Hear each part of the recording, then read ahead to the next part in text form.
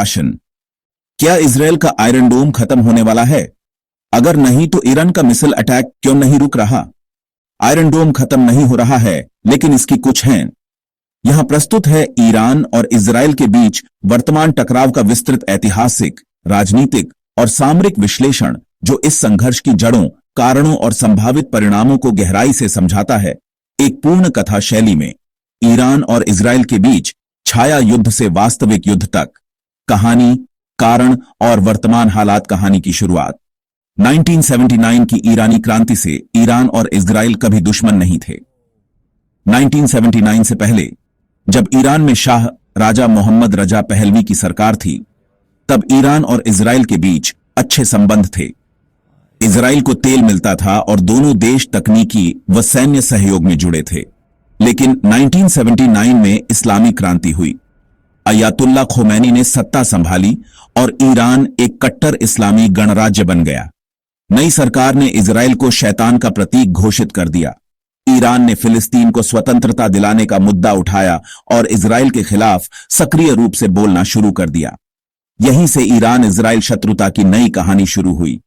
Iran का लक्ष्य Israel को घेरना और कमजोर करना। ईरान जानता है कि वह सीधे इजराइल से युद्ध नहीं कर सकता, इसलिए उसने चुनी प्रॉक्सी वॉर, प्रतिनिधि युद्ध की नीति। उसने हिजबुल्लाह, लेबनान, हमास और इस्लामिक जिहाद, गाजा, हूथी, यमन और शिया मिलिशिया, सीरिया व इराक को फंडिंग और हथियार देना शुरू किया। ईरान की यह रणनीति कहलाती है रिंग ऑफ फायर, यानी आग की घेराबंदी। इस रणनीति में इजराइल को चारों तरफ से छोटे छोटे मगर घातक समूहों द्वारा हमलों में उलझाकर कमजोर करना है। इजराइल की प्रतिक्रिया, साइबर युद्ध और छिपे हुए हमले। इजराइल ने कभी प्रत्यक्ष रूप से ईरान से युद्ध नहीं छेड़ा, लेकिन उसने छिपे रूप से कई बार हमला किया। ईरान के परमाणु वैज्ञानिकों की हत्या, जैसे मोहसिन फखरीजादे 2020 में मारा गया। साइबर अटैक, जैसे कि स्टक्सनेट वायरस, जिसने ईरान के न्यूक्लियर प्लांट को नुकसान पहुंचाया।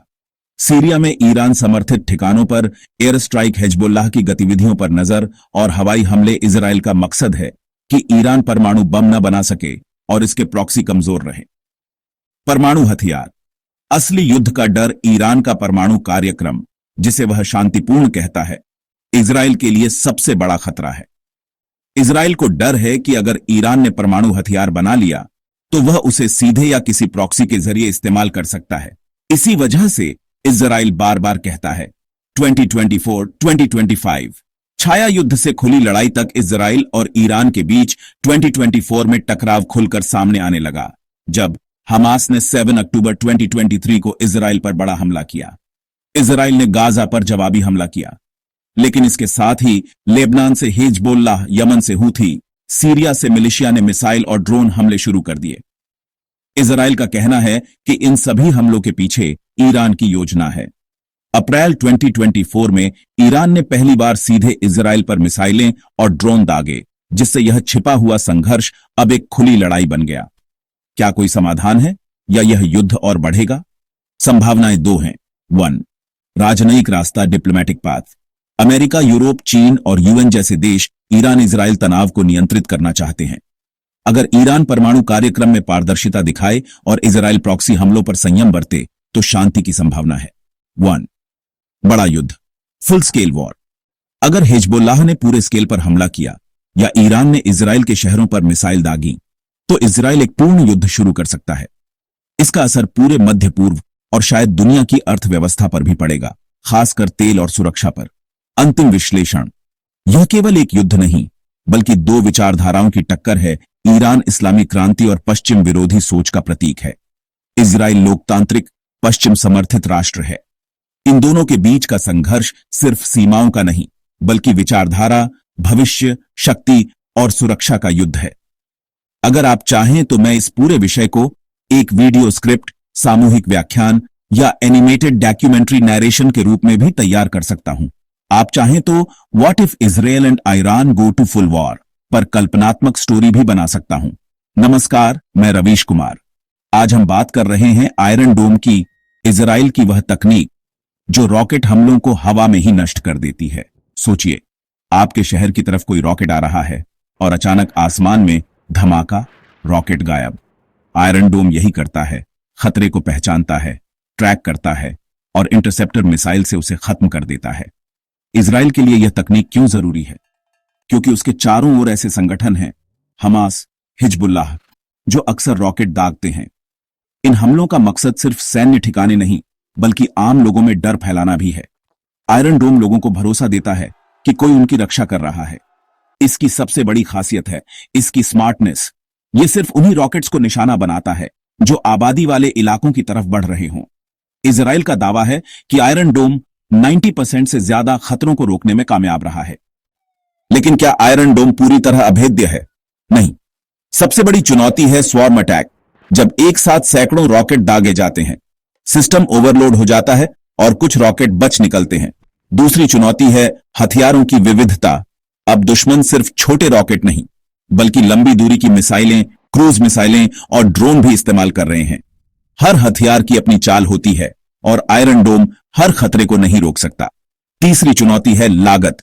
एक इंटरसेप्टर मिसाइल की कीमत लाखों में है, जबकि हमास के रॉकेट बेहद सस्ते हैं। दुश्मन सस्ते हथियारों से इजराइल की महंगी तकनीक को थका देता है। इसलिए आयरन डोम अहम है, लेकिन यह हर हमले को नहीं रोक सकता। इजराइल के दुश्मन और उग्रवादी खतरे 1, हमास, गाजा पट्टी प्रकार, इस्लामिक उग्रवादी संगठन और राजनीतिक संगठन। नियंत्रण 2007 से गाजा पट्टी पर शासन कर रहा है। विचारधारा इजराइल के विनाश की मांग करता है, इजराइल के अस्तित्व को मान्यता नहीं देता। रणनीति रॉकेट हमले, सुरंगों के जरिए घुसपैठ, घात लगाकर हमले, आत्मघाती हमले। समर्थन ईरान से हथियार, धन और प्रशिक्षण मिलता है। 2 हिजबुल्लाह, लेबनान प्रकार, ईरान समर्थित शिया उग्रवादी संगठन और राजनीतिक दल। आधार दक्षिणी लेबनान।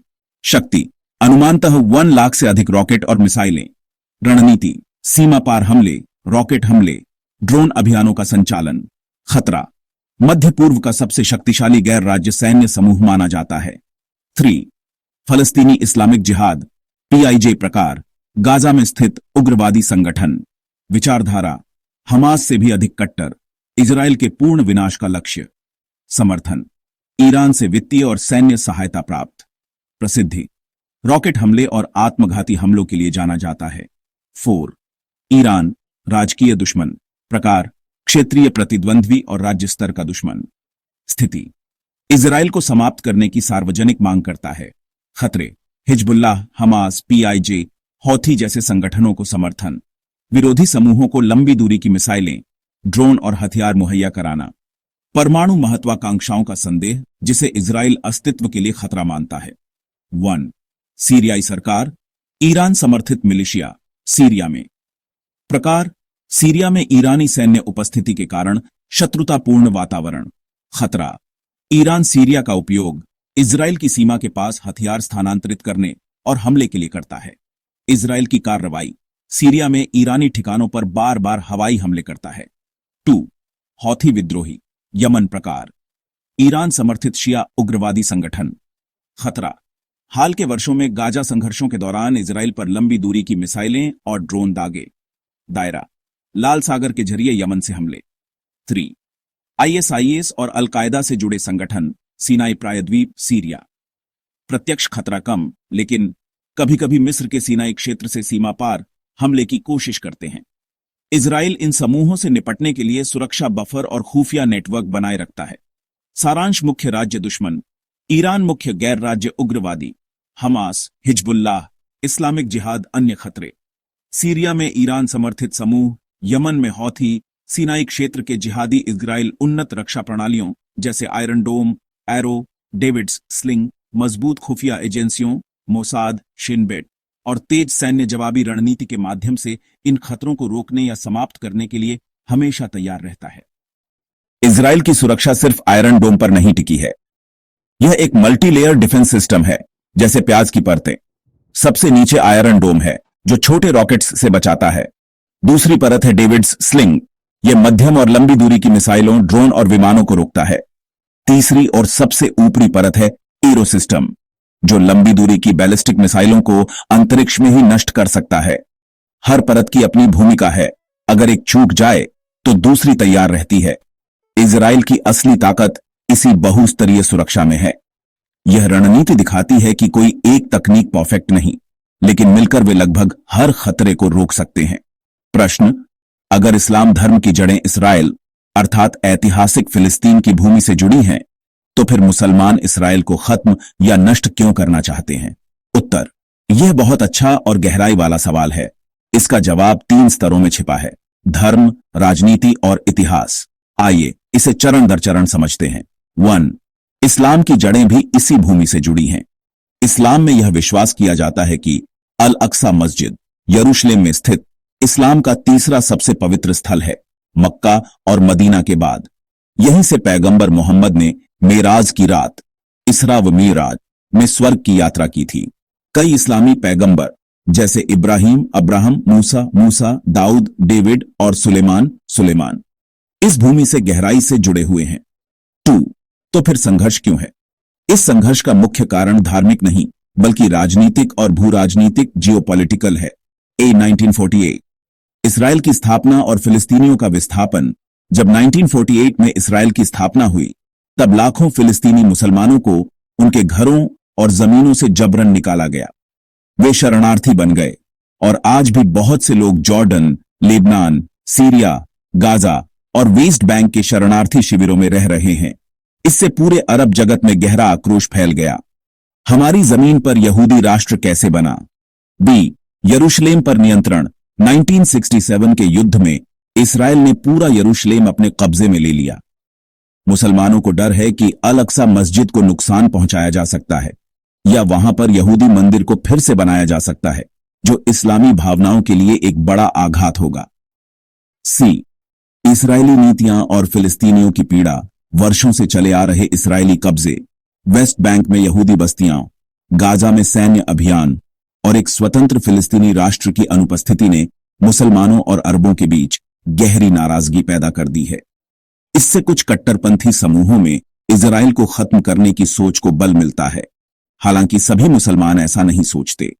निष्कर्ष: हालांकि इस्लाम और यहूदी धर्म दोनों ही इस भूमि को पवित्र मानते हैं और उनके कई पैगंबर एक ही हैं, लेकिन आधुनिक संघर्ष का मूल कारण धार्मिक नहीं, बल्कि राजनीतिक है। विस्थापन, कब्जा और राष्ट्रवाद ने इस पवित्र भूमि को रणभूमि में बदल दिया है। 1979 से पहले ईरान और इजराइल दोस्त थे, तेल, व्यापार और सुरक्षा में साझेदार। लेकिन 1979 की ईरानी क्रांति ने सब कुछ बदल दिया। तेहरान की सड़कों पर क्रांति, अयातुल्ला खुमैनी की वापसी और एक नया इस्लामी गणराज्य। अब इजराइल दुश्मन घोषित था। खुमैनी ने इजराइल को शैतान कहा और फिलिस्तीनी संघर्ष को अपना मिशन बना लिया। ईरान ने रिंग ऑन फायर रणनीति शुरू की, इजराइल को चारों ओर से घेरने की योजना। ईरान ने हिजबुल्लाह को लेबनान में, हमास और इस्लामिक जिहाद को गजा में, हूती को यमन में और शिया मिलिशिया को सीरिया, इराक में हथियार और पैसा देना शुरू किया। इन प्रॉक्सी ग्रुप्स ने इजराइल पर रॉकेट, ड्रोन और मिसाइल हमले शुरू किए। सीमा पर तनाव बढ़ता गया। इजराइल ने जवाब में गुप्त ऑपरेशन शुरू किए, सीरियाई ठिकानों पर एयर स्ट्राइक, परमाणु वैज्ञानिकों की हत्या और साइबर हमले जैसे स्टक्सनेट। असली डर है ईरान का परमाणु कार्यक्रम। इजराइल को डर है कि ईरान परमाणु हथियार बना सकता है और उसने इसे रोकने की कसम खाई है। 2024 में तनाव चरम पर पहुंच गया। हमास ने इजराइल पर हमला किया, इजराइल ने गजा में जवाब दिया और लेबनान, यमन, सीरिया से मिसाइलें और ड्रोन दागे गए। अप्रैल 2024 में पहली बार ईरान ने सीधे इजराइल पर सैकड़ों मिसाइलें और ड्रोन दागे। पूरे क्षेत्र में अलर्ट बज गया। अब 2 रास्ते हैं, या तो अंतर्राष्ट्रीय मध्यस्थता और पारदर्शिता से कूटनीतिक समाधान निकले, या फिर यह संघर्ष एक बड़े युद्ध में बदल जाए, जिसका असर पूरी दुनिया की अर्थव्यवस्था और सुरक्षा पर पड़ेगा। यह सिर्फ सीमाओं की लड़ाई नहीं, यह विचारधाराओं, भविष्य और सुरक्षा की जंग है।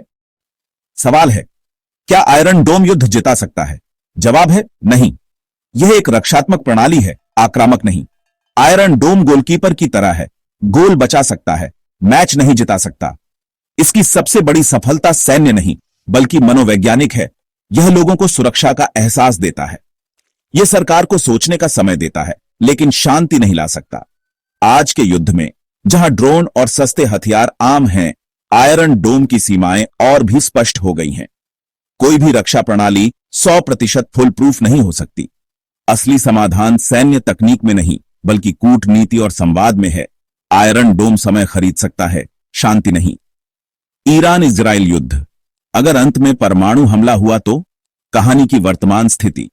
ईरान और इजराइल का संघर्ष अब छाया युद्ध, शैडो वॉर से सीधा टकराव, डायरेक्ट कॉन्फ्लिक्ट बन चुका है। 2023 में हमास द्वारा इजराइल पर हमला, फिर हिजबुल्लाह, हूथी और शिया मिलिशिया की ओर से रॉकेट बमबारी, और 2024 में ईरान द्वारा खुद सीधे मिसाइल और ड्रोन हमला। इन सभी घटनाओं ने मध्य पूर्व को युद्ध के मुहाने पर लाकर खड़ा कर दिया है। लेकिन अब डर इस बात का है कि इजराइल का परमाणु रहस्य, जो सबको पता है मगर कोई मानता नहीं, इजराइल ने कभी आधिकारिक तौर पर स्वीकार नहीं किया कि उसके पास परमाणु हथियार हैं। लेकिन दुनिया भर की खुफिया एजेंसियां मानती हैं कि इजराइल के पास 80 से 90 परमाणु बम हो सकते हैं। ये हथियार जमीन से, सबमरीन से और फाइटर जेट से छोड़े जा सकते हैं। इसे कहा जाता है न्यूनतम लेकिन निर्णायक प्रतिरोध, minimal but strategic deterrence. Israel की Samson on option, Samson option रणनीति, यह एक डरावनी रणनीति है जिसका नाम बाइबल के योद्धा समसन से लिया गया है, जिसने अपने दुश्मनों को मारते हुए खुद को भी नष्ट कर दिया। इसे ही कहा जाता है सैमसन ऑप्शन, आखिरी हथियार, आखिरी चेतावनी। युद्ध की स्थिति जो इजराइल को परमाणु हमला करने के कगार पर ला सकती है। 1. अगर ईरान और उसके प्रॉक्सी ग्रुप्स एक साथ कई मोर्चों से हमला कर दें। 2. अगर हिजबुल्लाह ने अपने सारे 1.5 लाख रॉकेट एक साथ दागे। 3. अगर इजराइल के बड़े शहर तेल अवीव, हाइफा, जेरूसलम भारी नुकसान झेले। 4. अगर उसकी एयरफोर्स, मिसाइल डिफेंस और साइबर सिस्टम फेल होने लगे। 5. अगर ईरान परमाणु बम बनाने के अंतिम चरण में पहुंच जाए। ऐसी स्थिति में इजराइल खुद को अस्तित्व के खतरे में मान सकता है और तब वह ईरान के न्यूक्लियर ठिकानों पर परमाणु हमला कर सकता है। ऐसा हुआ तो क्या होगा? ईरान के शहरों में तबाही, हजारों या लाखों लोगों की मौत, पूरे मध्य पूर्व में रेडिएशन और मानव संकट, तेल की कीमतें आसमान पर, वैश्विक मंदी। अमेरिका और रूस आमने सामने आ सकते हैं, यूएनओ, नेटो और पूरी दुनिया में अभूतपूर्व कूटनीतिक संकट। निष्कर्ष, क्या यह सच में हो सकता है? संभावना बहुत कम है लेकिन असंभव नहीं। इजराइल परमाणु हमला तभी करेगा जब उसे लगेगा कि अब कुछ नहीं बचा। इसीलिए दुनिया की बड़ी शक्तियां, अमेरिका, यूरोप, चीन, दोनों देशों को रोकने में लगे हुए हैं। लेकिन अगर यह युद्ध एक पॉइंट ऑफ नो रिटर्न पर पहुंच गया तो परमाणु हथियारों का प्रयोग संभव है। अंतिम शब्द, अगर इजराइल किसी युद्ध में हार की कगार पर होता है तो वह चुपचाप हार स्वीकार नहीं करेगा। इजराइल की रणनीति यह संकेत देती है कि वह अंतिम समय में अपने सभी दुश्मनों पर परमाणु हमला करके उन्हें तबाह कर सकता है, चाहे इसके परिणाम स्वरूप उसे खुद को भी मिटाना क्यों न पड़े। यह विचार सैमसन ऑप्शन के नाम से जाना जाता है, जिसका अर्थ है अगर इजराइल डूबेगा तो वह अपने दुश्मनों को भी साथ लेकर डूबेगा। यह विचार इस्राएली सामरिक नीति के एक चिंताजनक लेकिन गंभीर सिद्धांत को दर्शाता है कि राष्ट्रीय अस्तित्व के अंतिम क्षणों में इजराइल किसी भी कीमत पर प्रतिशोध करेगा, भले ही वह आत्मविनाश ही क्यों ना हो। महत्वपूर्ण बातें, इसे एक आखिरी हथियार, लास्ट रिजॉर्ट की तरह देखा जाता है। इसका उद्देश्य है दुश्मनों को डराना ताकि वे इजराइल को पूरी तरह नष्ट करने की कोशिश न करें। यह रणनीति दर्शाती है कि इजराइल कभी चुपचाप नष्ट नहीं होगा, वह अपने विनाश के साथ अपने शत्रुओं को भी ले डूबेगा। तो दोस्तों, इसके साथ आज का वीडियो यही समाप्त होता है। अगर वीडियो पसंद आया हो तो लाइक करें, शेयर करें और चैनल को सब्सक्राइब करना न भूलें। फिर मिलेंगे अगले वीडियो में, तब तक के लिए अलविदा, खुश रहिए और सुरक्षित रहिए। बाय।